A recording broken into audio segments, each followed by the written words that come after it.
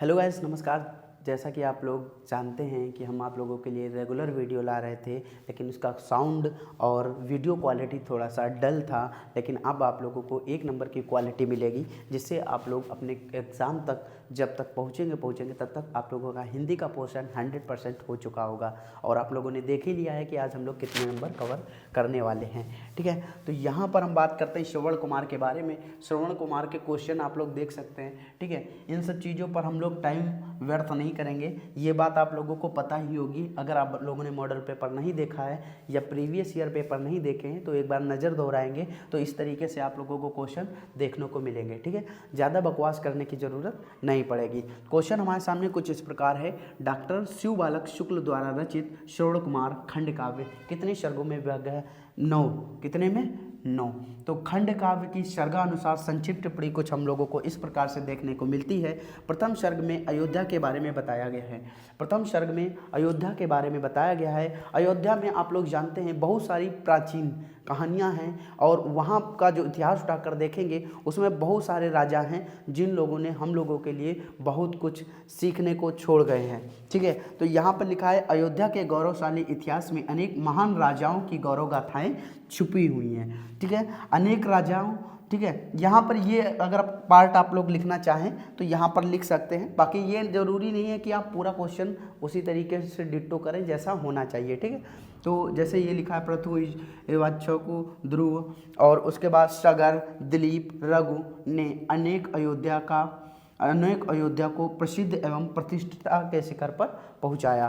ठीक है, और यहाँ पर सत्यवादी हरिश्चंद्र का भी जन्म हुआ था और गंगा पृथ्वी पर लाने वाले राजा भगीरथ भी यहाँ शासन करते थे।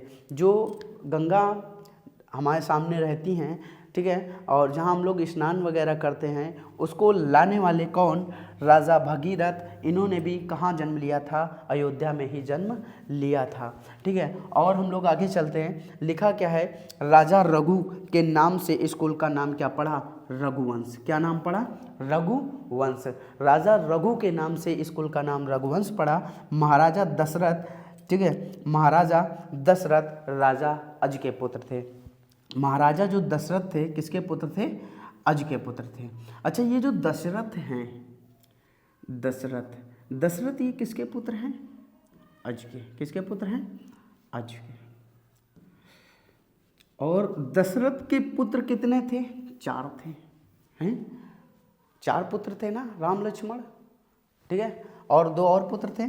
ठीक है, राम लक्ष्मण और कौन कौन थे ये 2 आप लोग हमें बताइएगा। ठीक है, और उसके बाद में हम देखते हैं, क्योंकि ज़्यादातर क्या रहता है सभी को 2 ही पता रहते हैं और 2 पता नहीं रहते हैं। वो आप लोग कमेंट बॉक्स में हमें बताइए, देखते हैं कितने लोगों को ये बात पता है। ठीक है, हाँ, तो यहाँ पर महाराजा दशरथ राजा अज के पुत्र थे। अयोध्या के प्रतापी शासक राजा दशरथ ने राज्य में सर्वत्र शांति रहती थी। मतलब हमेशा वहाँ पर सुख शांति रहती थी। जितने पर वहाँ श्रमिक रहते थे उनका जो वेतन रहता था या उनकी जिस हिसाब से स्थिति रहती थी उस हिसाब से वहाँ पर चलता रहता था, लेकिन सारी चीज़ें सही से चलती थी। ठीक है, और उसके बाद चारों ओर कला कौशल।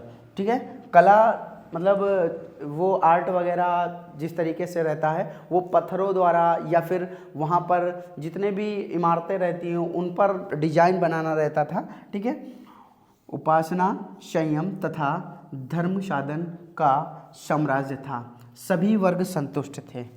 ठीक है, सभी वर्ग किससे संतुष्ट थे? अज के पुत्र महाराजा दशरथ से। किससे? दशरथ से बहुत खुश थे कि ये हमारे राजा हैं और ये हमारे लिए कभी ऐसा नहीं सोच सकते जिससे हमारा जो समय या हमारी जो पारिवारिक स्थिति है उसमें कोई कष्ट आए। ठीक है, तो इस वजह से वो लोग ज़्यादा खुश थे कि ये हमारे लिए जो भी करेंगे सही ही करेंगे। ठीक है, महाराजा दशरथ स्वयं एक महान धनुर्धर थे। ठीक है, मतलब वो धनुष विद्या जानते थे, बहुत अच्छी धनुष विद्या जानते थे। उनको धनुष विद्या का बहुत अच्छा ज्ञान था। ठीक है, और वो शब्द वेदी बाण चलाना भी जानते थे और उसमें बहुत सिद्धस्त थे। ठीक है, जिधर से उनको आवाज़ सुनाई पड़ती थी, अगर आवाज़ जिधर से आ रही उधर वो बाण खींच दें तो जाके वो उसी को लगेगा, चाहे वो कहीं भी बैठा। ठीक है, तो ये हमारा हो गया पहला सर्ग। पहला सर्ग आप लोगों को कैसा लगा, ठीक है, इसको एक बार धीरे से रिपीट करते हैं, देखते हैं आप लोगों को कान में बात जाती है कि नहीं जाती है। हमने बोला, सबसे पहले हमने पॉइंट बोला, डॉक्टर शिवबालक शुक्ल द्वारा रचित श्रवण कुमार 9 सर्गों में बटा हुआ है। खंड काव्य के सर्गा अनुसार संचित कथा वस्तु इस प्रकार है। प्रथम सर्ग की बात करेंगे, अयोध्या के गौरवशाली इतिहास, ठीक है, अयोध्या के गौरवशाली इतिहास में महान राजाओं की गौरव गाथाएं छिपी हुई हैं। यहाँ पर अनेक राजाओं ने शासन किया, ठीक है, कुछ उसमें से प्रसिद्ध एवं प्रतिष्ठता के शिखर पर पहुँचाया। इस अयोध्या में सत्यवादी हरिश्चंद्र का और गंगा पृथ्वी पर लाने वाले राजा भगीरथ का भी जन्म यहीं हुआ था और शासन भी किया हुआ था, ठीक है। राजा रघु के नाम पर स्कूल का नाम रघुवंश पड़ा और महाराजा दशरथ जो किसके पुत्र थे, अज के पुत्र थे, ठीक है, महाराजा दशरथ अज के पुत्र थे, अयोध्या के प्रतापी राजा शासक माने जाते थे। यहाँ पर जितने भी वर्ग थे, कुलीन वर्ग हो, उच्च वर्ग हो, मध्य वर्ग हो, सभी लोग राजा दशरथ से बहुत खुश थे। और जो राजा दशरथ थे, राजा दशरथ क्या जानते थे, धनुष विद्या जानते थे और वो शब्द वेदी बाण चलाना भी जानते थे। इसमें पहले सर्ग में हम लोगों ने किसके बारे में पढ़ा, अयोध्या के बारे में पढ़ लिया। अब चलते हैं नेक्स्ट, ठीक है, नेक्स्ट पे देखते हैं दूसरा क्या है हमारा, दूसरा सर्ग क्या है, ठीक है। दूसरा सर्ग हमारा ये बहुत ज़्यादा वैसा टाइप हो गया है, ठीक है, थोड़ा सा वैसा होना चाहिए था, इतना बड़ा बड़ा नहीं होना चाहिए था। चलिए इसमें देखते हैं, इसमें क्या है लिखा है, द्वितीय सर्ग, इसमें आश्रम के बारे में दे रखा है।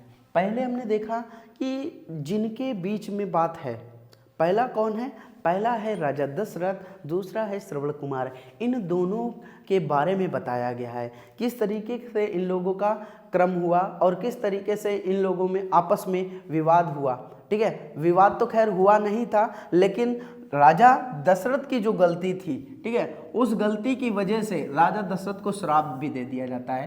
खैर हम लोग आश्रम के बारे में जानते हैं। आश्रम में क्या होता है, ठीक है, सरयू नदी के तट पर, ठीक है, एक आश्रम था सरयू नदी के तट पर। कहाँ पर था, ये पॉइंट आप लोग याद रखना, ठीक है, ये बड़ी बड़ी एग्जामों में पूछा जाता है।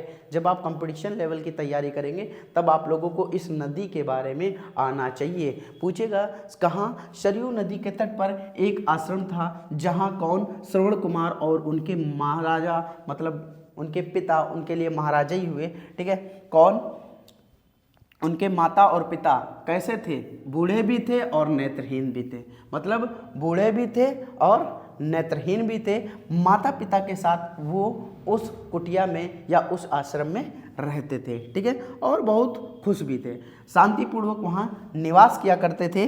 वहाँ अत्यंत अज्ञानकारी एवं अपने माता पिता का कैसा भक्त था, ठीक है। उनका जो बेटा था श्रवण कुमार, कौन, जो मुनि थे, ठीक है, वो क्या करता था, उनके लिए एक किसके तरीके से था, अंधे की लाठी के समान था, ठीक है। और जो उनके माता पिता थे वो इस चीज़ को पाकर बहुत खुश थे कि जो मेरा पुत्र है वो मेरे लिए हमेशा हाजिर रहता है। और जो उनका पुत्र था कौन, श्रवण कुमार, श्रवण कुमार जानता था कि ये जो मेरे माता पिता हैं ये मेरे भगवान के समान हैं। समझ रहे हो, ठीक है। ये जो आप लोगों को थोड़ा सा लग रहा है कि हम शांतिपूर्वक बता रहे हैं, क्योंकि ये जो हमारी स्टोरी है ये हमारे इतिहास में, इसको शांतिपूर्वक समझने में ही आपकी समझदारी रहेगी और आप लोगों को भी याद रहेगा, ठीक है। एक बार फिर से रिकॉल करते हैं, जल्दी से इसको रिकॉल करते हैं ताकि आप लोगों के दिमाग में कंठस्थ बैठ जाए। सरयू नदी के तट पर एक आश्रम है, सरयू नदी के तट पर एक आश्रम है जहाँ पर श्रवण कुमार और उनके माता पिता वहीं निवास करते हैं। और उनके माता पिता बूढ़े भी हैं और नेत्रहीन भी हैं, ठीक है, और वो लोग सुख शांति के साथ वहाँ पर निवास करते हैं, ठीक है। और वह अत्यंत आज्ञाकारी है, कौन, श्रवण कुमार, ठीक है, और अपने माता पिता का कैसा है, एक भक्त के रूप में है, ठीक है। तो ये हो गया हमारा दूसरा सर्ग। अब चलते हैं तीसरे सर्ग की ओर, ठीक है। थोड़ा सा ध्यान से सुनिएगा, तीसरा सर्ग थोड़ा सा हटके है। इसमें आप लोगों को ये पता चलेगा कि ये जो हमारे राजा दशरथ हैं, राजा दशरथ, अब एक चीज़ देखो, धनुष विद्या जानते हैं तो उनको शिकार भी करना अच्छा लगता होगा, है कि नहीं। जब शिकार करना उनको अच्छा लगता है तो शिकार करना भी चाहेंगे, तो उनका शिकार करने का एक बार मन बना, ठीक है। तो उसी के बारे में ये आगे दिया हुआ है तीसरे सर्ग में, क्या, आखेट के बारे में, ठीक है। आखेट मतलब बोला जाए शिकार करने के बारे में सारी चीज़ें दे रखी हैं। तो श्रवण कुमार खंड काव्य सर्ग की कथा शब्द अपने शब्दों में लिखिए, इस तरीके से आप लोगों को क्वेश्चन देखने को मिलेगा। ये यहाँ पर बीच में ऑटोमेटिक आ गया है, इसका पता नहीं कहाँ से ये आ जाता है, ठीक है। तो इसको हटा देना, क्योंकि क्वेश्चन पूरा कंप्लीट ही बनेगा, अलग अलग सर्ग पूछे जाएंगे। तो वहाँ पर देखो एक कंप्लीट क्वेश्चन बनता है और अलग अलग पार्टीशन में भी सर्ग पूछे जाते हैं, जैसा आपको अच्छा लगे वैसा दया करना, ठीक है। तो यहाँ पर क्या हो जाएगा, एक दिन गोधली बेला में राजा दशरथ विश्राम कर रहे थे। राजा दशरथ विश्राम कर रहे थे, तभी उनके मन में आखेट मतलब शिकार करने की इच्छा जागृत हुई। मन में आया कि अब हम शिकार करना चाहते हैं। राजा, आप लोग जानते हो, राजा का रुतबा बिल्कुल अलग ही रहता है, ठीक है। वो क्या करता है, अगर उसको शिकार करना है तो वो करेगा, ठीक है। ये नहीं, वो समय नहीं बदलता। उसने अगर निर्णय ले लिया तो उसका निर्णय वही रहेगा जो उसने सोच रखा है। लेकिन क्या था, उन्होंने अपने सारथी को बुलाने के लिए भेजा और वहाँ पर आया रात्रि में सोते समय, ठीक है। जब उनका जो बुलाने के लिए भेजा तो वो आया, वो कहने लगा कि राजा जी, मतलब राजा दशरथ जी, आप इस समय ना जाकर आप कल जाइए, क्योंकि अब चौथा पहर लग चुका है। चौथा पहर बोले तो दोपहर, पहला होता है सुबह, फिर दोपहर, फिर रात होता है, ठीक है। मतलब शाम जिसको बोलते हैं, शाम का और सूरज अस्त होने के बीच का समय दोपहर का समय, मतलब चौथा पहर, ठीक है। उस समय आप ना जाइए, ठीक नहीं है। तो ये कहने लगे चलो ठीक है, अगर कह रहा है तो उचित ही होगा। तो ये गए नहीं। उसके बाद क्या हुआ, रात्रि में सोते समय राजा दशरथ ने एक विचित्र सपना देखा। मतलब उन्होंने सपना देखा, क्या सपने में देखा कि उन्होंने एक हिरन का जो बच्चा है उसको बाण मार दिया है, ठीक है। बाण मारा और वो मर गया, ठीक है। मरने के बाद हिरनी खड़ी आंसू बहा रही है। अच्छा भाई, हिरन है, ठीक है, हिरन का बच्चा है और हिरनी का बच्चा है। जो माता रहती है, माता अपने बेटे का बहुत ज़्यादा ख्याल रखती है। तो चाहे वो जानवर ही क्यों ना हो, चाहे इंसान हो, दोनों हो, कोई भी हो, लेकिन माँ जो होती है वो माँ ही होती है। वो आप लोग नहीं समझ सकते, जितना आप लोगों के लिए वो कर देती है उतना आप लोग जिस दिन अपने माता पिता के लिए करेंगे वो आपको पता ही चल जाएगा, ठीक है। तो जो हिरन का बच्चा था, उसकी जो माता थी वो खड़ी वहाँ पर आंसू बहा रही थी। राजा सूर्योदय से बहुत पहले जाग कर, ठीक है, बहुत पहले जाग कर आखेट हेतु वन की ओर प्रस्थान करने लगा। उसने जब ऐसा देखा तो वो सुबह उठा, मतलब सूर्य उग भी नहीं पाया था और उसके दिमाग में आ गया कि आज जाएंगे, शिकार करेंगे और हम हिरन के बच्चे को मार गिराएंगे। उसने ऐसा सपना देखा था। किसने? राजा दशरथ ने, ठीक है। तो दूसरी ओर श्रवण कुमार माता पिता की आज्ञा से जल लेने के लिए नदी के तट पर जाता है। कहाँ? सरयू नदी के तट पर श्रवण कुमार जाता है। क्यों? क्योंकि उसके माता पिता को प्यास लगी होती है और पानी लेने के लिए वहाँ पहुँचता है। और वहीं कौन पहुँच जाता है? राजा दशरथ। वहीं पर राजा दशरथ पहुँच जाते हैं। अपने दिमाग में एक चित्र बना लीजिए, ठीक है। ऐसा सोचिए कि एक जगह पर बैठा हुआ है कौन? श्रवण कुमार। एक और बैठे हुए हैं राजा दशरथ। और राजा दशरथ ऐसे स्थान पर बैठे हुए हैं जहाँ पर हल्की सी सूर्य की रोशनी आ रही है और हल्का सा अंधेरा है, ठीक है। सूर्योदय मतलब हुआ नहीं था। जैसे आप लोग देखते हो वही लगभग 4, साढ़े 4, 5 बजे के बीच में, नहीं 5 से 6 के बीच में धीरे धीरे उजाला होता रहता है, ऐसा समय रहा होगा, ठीक है। तो वहाँ पर राजा दशरथ बैठे थे। वो सोच रहे थे कि कैसे यहाँ पर शिकार आए और हम शिकार करें, ठीक है। तो वहीं पर कौन पहुंच जाते हैं? श्रवण कुमार। और श्रवण कुमार अपने माता पिता के लिए कलश से जैसे ही जल भरते हैं वैसे ही खल खल की आवाज़ आती है। आप देखते हो जैसे गिलास बाल्टी में डालो या कहीं पर भी डालो, पानी की तो आवाज़ आपको सुनाई पड़ती है। और जैसे ही उनको ये आवाज़ सुनाई पड़ी, किसको? राजा दशरथ को। राजा दशरथ को जैसे ही आवाज़ सुनाई पड़ी, उन्होंने तुरंत अपना बाण निकाला और भरा, खींच दिया।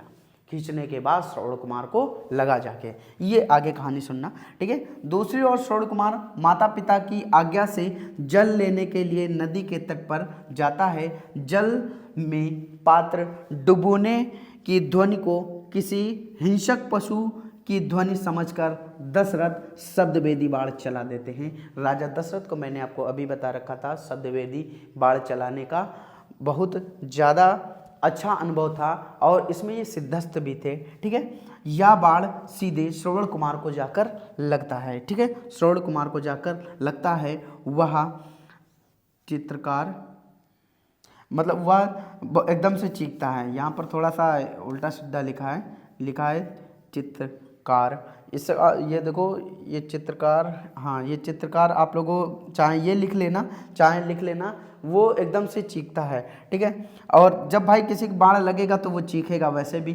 तो श्रवण कुमार की चीख सुनकर जो राजा दशरथ होता है बहुत ज़्यादा चिंतित हो जाता है। और चिंतित होने के बाद वो वहाँ से उठता है और कहता है, हे प्रभु कल्याण कर, ठीक है। और जाता है किसके पास? राजा दशरथ के पास। अब आगे देखेंगे, पहले इसको थोड़ा सा ध्यान से समझ लीजिए, ठीक है। राजा दशरथ क्या होता है, एक दिन गोदली बेला में बैठे होते हैं। वो सोचते हैं कि आज हम शिकार करेंगे, किंतु वो शिकार करने के लिए उनके जो वहाँ पर कार्यकर्ता रहते हैं राजा के, वो मना कर देते हैं। और वो सपना देखते हैं कि हमने क्या किया है, एक जानवर को मार दिया है, ठीक है। जानवर बोले तो हिरन के बच्चे को मार दिया है, और जो हिरन की माता जी है वो वहाँ पर खड़ी आंसू बहा रही है, ठीक है। और ऐसा होने के बाद क्या होता है, वो जैसे ही मॉर्निंग होती है, जैसे ही सुबह होती है, वो सुबह के समय जाते हैं। जाते वक्त कहाँ बैठ जाते हैं, मतलब ऐसी जगह पर बैठ जाते हैं जहाँ पर हल्की सी रोशनी आती रहती है। और बैठने के बाद वो सोचते हैं कि कैसे कोई हिंसक पशु आए और मैं उसका शिकार करूँ, ठीक है। और उधर से श्रवण कुमार अपने माता पिता के लिए जल लेने के लिए जाते हैं, ठीक है। और ऐसा होता है कि जैसे ही वो पानी को कलश में भरते हैं और जो आवाज़ सुनाई पड़ती है, राजा दशरथ को लगता है कि कोई हिंसक पशु है, और वो शब्दवेदी बाण खींच देता है। और जैसे ही बाण खींचा, और वो लगता किसके जाके है, श्रवण कुमार के लगता है। और श्रवण कुमार एकदम से चीख कर मतलब कहाँ चला जाता है, जैसे ही चीखता है, चीखने के बाद वो एकदम से ज़मीन पे पट गिर जाता है, ठीक है। और जो राजा दशरथ हैं वो दौड़ते हैं और कहते हैं, हे प्रभु कल्याण कर। और जैसे ही पहुँचते हैं उसके बाद चालू हो जाता है हमारा कौन सा सर्ग? चौथा सर्ग, ठीक है। तृतीय सर्ग के बाद चौथा सर्ग। अब सर्ग आप लोगों को छोटे छोटे देखने को मिलेंगे, ज़्यादा कुछ है नहीं, ठीक है। तो यहाँ पर आगे देखो, आगे तुम्हारा क्या दे रखा है? खांसी नहीं सही हो रही, ठीक है। तो यहाँ पर क्या दे रखा है? चतुर्सर्ग। चतुर्सर्ग में क्या दे रखा है? दशरथ के बाण से घायल श्रवण कुमार को यह समझ में नहीं आता कि उसे किसने बाण मारा, ठीक है। जो राजा दशरथ बाण चलाते हैं, उससे घायल श्रवण कुमार को ये समझ में नहीं आता किसने बाण चलाया, आखिर क्यों चलाया, मैं ही क्यों मिला, मेरी तो किसी से दुश्मनी भी नहीं, मैं तो किसी से जानता भी नहीं। तो इस तरीके से क्या होता है, वह अपने अंधे माता पिता, जो उसके माता पिता हैं, उनके बारे में बहुत ज़्यादा परेशान हो जाता है। सोचता है कि मेरे माता पिता का क्या होगा, ठीक है। माता पिता की चिंता में व्याकुल हो जाता है कि अब उसके माता पिता की देखभाल कौन करेगा। वह बड़े दुखी मन से राजा से कहता है कि उन्होंने एक नहीं अपितु एक साथ 3 प्राणियों की हत्या की है। जैसे ही श्रवण कुमार राजा दशरथ वहाँ पर पहुँचते हैं तो श्रवण कुमार बोलते हैं कि भैया राजा जी या राजा दशरथ, आपने एक मनुष्य की हत्या नहीं की, आपने 3 मनुष्यों की हत्या कर दी। राजा दशरथ सोचते हैं कि मैंने तो एक को मारा, 3 कहाँ से आ गए। तो फिर वो बताते हैं क्या कि जो हमारे माता पिता हैं, उनसे राजा जी से कहते हैं क्या कि जो हमारे माता पिता हैं उन्होंने मुझे जल के लिए भेजा था और मैं यहाँ जल लेने आया था, और जो मेरे माता पिता हैं वो अंधे हैं, उनको कुछ दिखाई नहीं पड़ता है, ठीक है। तो ये चीज़ सुनकर राजा दशरथ बोलते हैं, क्या किया मैंने प्रभु, मुझसे क्या गलती हो गई। उसने राजा दशरथ से अपने माता पिता को जल पिलाने का आग्रह किया। उसने राजा दशरथ से, श्रवण कुमार ने राजा दशरथ से कहा कि आप मेरे माता पिता को जल पिला दीजिएगा। ठीक है, तो इतना कहते ही उसकी मृत्यु हो गई। किसकी? श्रवण कुमार की मृत्यु हो गई। राजा दशरथ दुखी हुए और स्वयं जल लेकर श्रवण कुमार के माता पिता के पास पहुंच गए। ठीक है, राजा दशरथ दुखी तो होंगे ही होंगे। क्यों? क्योंकि उनको लगा कि मैंने एक कोई हिंसक पशु उसको मैंने मारा है। बस ऐसा होता नहीं है, वो किसको मार देते हैं? श्रवण कुमार को मार देते हैं। ये गलती उनको बहुत भारी भी पड़ने वाली है और देखा जाए तो उनके लिए अच्छा भी होता है, क्योंकि उनको अभी अभिशाप मिलेगा जो उनके लिए बहुत ज़्यादा अच्छा भी रहता है। लेकिन देखा जाए बुरा भी है, अच्छा भी है। अब अपनी अपनी समझ है, जो जैसा समझ पाए। ठीक है, तो यहाँ पर हम लोग आगे चलते हैं 5वें सर्ग की ओर। 5वें सर्ग में क्या रहता है? 5वें सर्ग में हमारे पास क्या है? राजा दशरथ दुखी एवं चिंता से भरकर सिर झुकाए हुए आश्रम की ओर जा रहे हैं। वे अत्यंत आत्मग्लीन एवं अपराध भावना से भरे हुए थे। पश्चाताप, आशंका और भय से भरपूर वे आश्रम में जाते हैं। मतलब वो इतने डरे हुए जाते हैं कि क्या होगा, मैं जाऊंगा तो वो लोग किस तरीके का व्यवहार करेंगे। हालांकि वो अंधे हैं, लेकिन उनका जो बोलने का नज़रिया है वो कैसा रहेगा और मैं क्या बोलूँगा।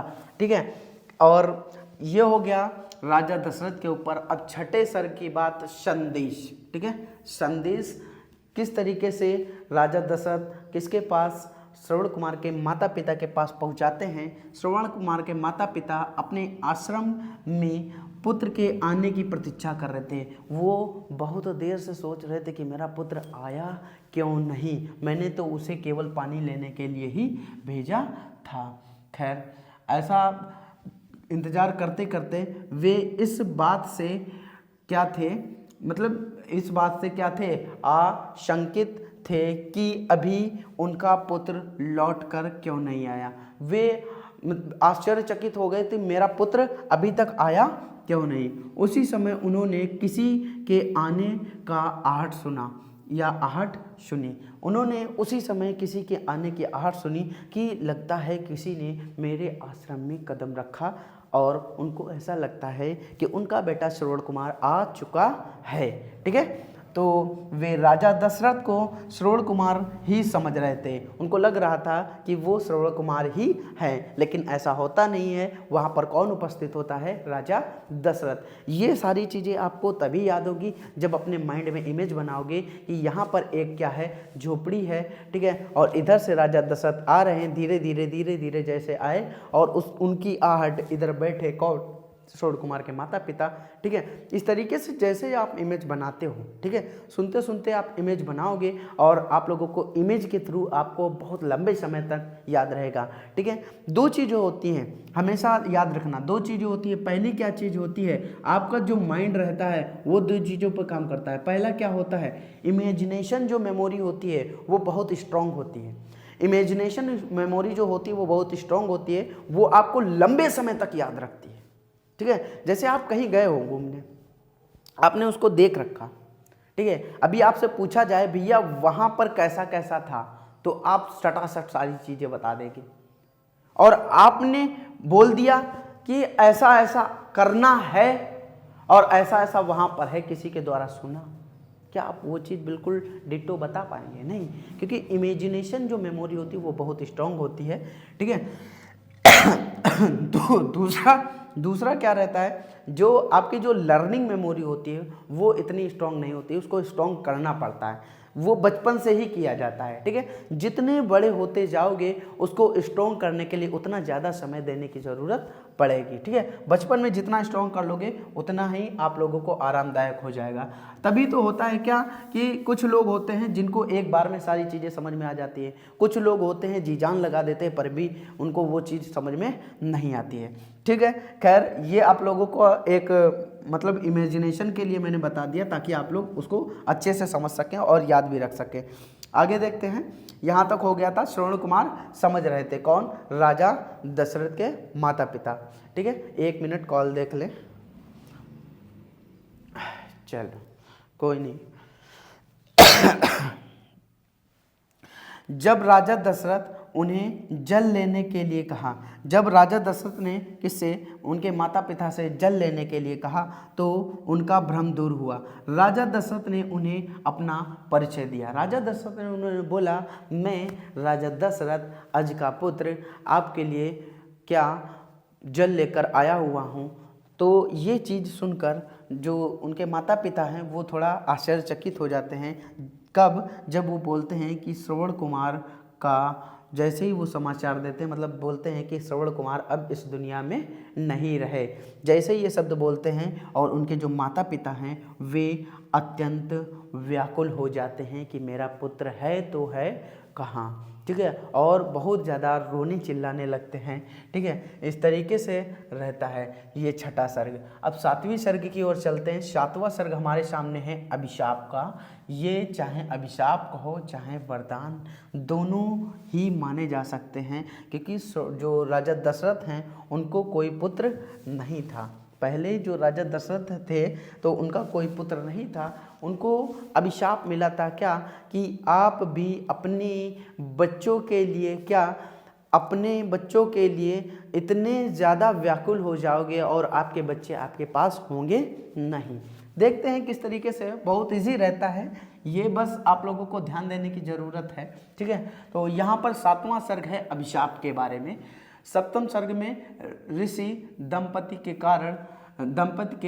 करुण विलाप का चित्रण दिया हुआ है। वे आंसू बहाते हुए, विलाप करते हुए नदी के तट पर पहुंचते हैं और श्रवण कुमार को क्या छूते हैं और विलाप करते करते अचेत हो जाते हैं। अचेत होते ही राजा दशरथ से कहते हैं कि यद्यपि यह अपराध तुमसे अनजाने में हुआ होता, पर इसका दंड तो तुम्हें भुगतना ही पड़ेगा। अगर ये अपराध आपसे अनजाने में हुआ होता तो वो अलग बात थी, आप शिकार करने आए थे, आप मेरे पुत्र को नहीं तो किसी को पुत्र को तो, या किसी के जानवर को, कोई भी जानवर हो, किसी का पुत्र या पुत्री होगी, अगर मेल फीमेल में देखा जाए, ठीक है। वह श्राप देते हैं, ठीक है, वह श्राप देते हैं कि जिस प्रकार मैं पुत्र शोक में अपने प्राण त्याग रहा हूँ, उसी प्रकार एक दिन तुम्हें भी अपने पुत्र वियोग में प्राण त्यागने होंगे।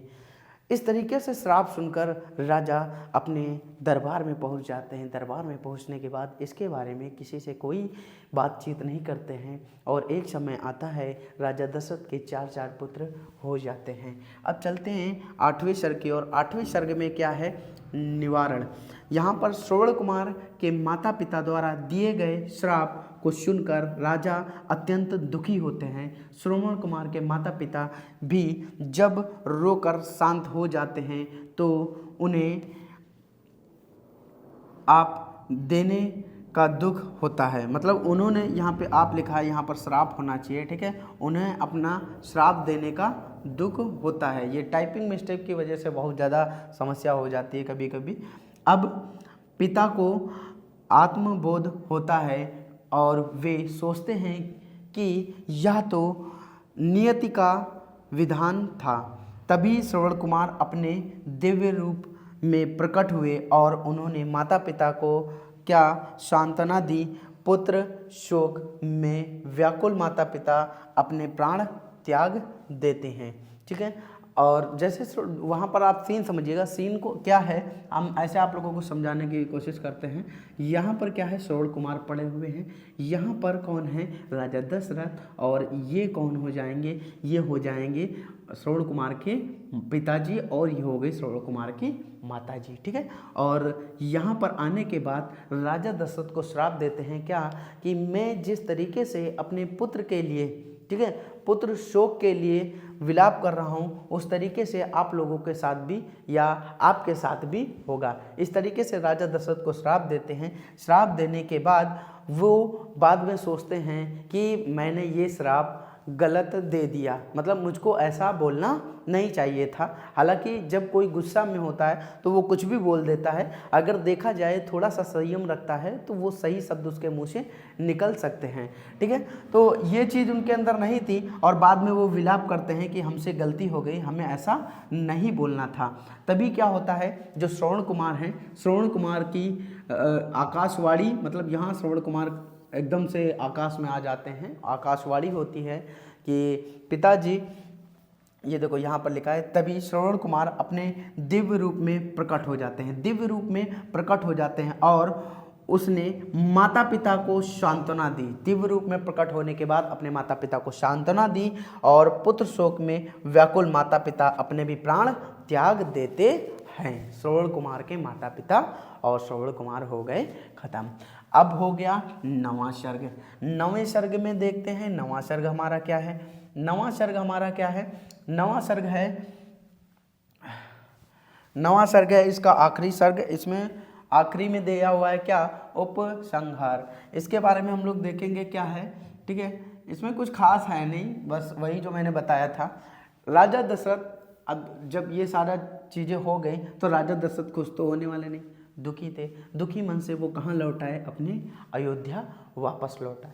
अयोध्या लौटने के बाद वे इस घटना का वर्णन किसी से भी नहीं करते, ये बात मैंने अभी बताई। परंतु राम जब वन को जाते हैं तो उन्हें उस श्राप, ठीक है, उस श्राप का स्मरण हो जाता है कि वह यह अपनी रानियों को बताते हैं। जब राम लक्ष्मण सीता वन को जाते हैं तब उनको लगता है कि अब हमें बताना चाहिए कि मैंने ऐसा ऐसा किया था, इसी वजह से हमारे जो राम हैं वो वनवास 14 वर्ष के लिए जा रहे हैं। ये जो 9 सर्ग हैं यहीं पर समाप्त होते हैं। इस तरीके से आप लोगों को वहाँ पर अपने शब्दों में लिखना है। ज़रूरी नहीं है जितना मैंने बताया उतना लिखना है, लगभग 150 से 200 शब्द आप लोगों को लिखने हैं, ठीक है।